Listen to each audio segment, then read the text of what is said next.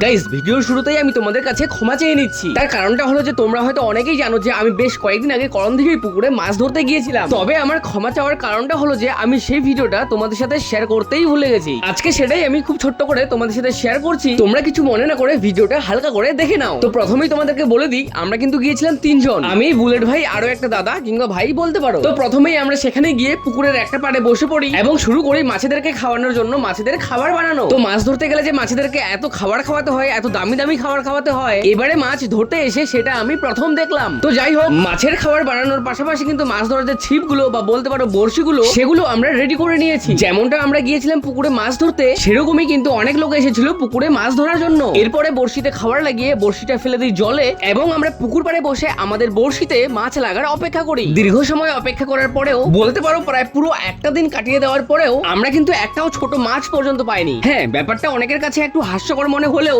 আমাদের একটুও মন খারাপ হয়নি, কারণ সেখানে এমনও অনেক লোক ছিল যারা কিনা ভোর 5টা থেকে ছিপ নিয়ে মাছ ধরার জন্য বসে আছে। বেলা শেষে তাদেরও ভাগ্যে আমাদের মতোই একটা মাছও জোটেনি। তবে হ্যাঁ, আমাদের মাছ ধরার শখ পূরণ হয়েছে।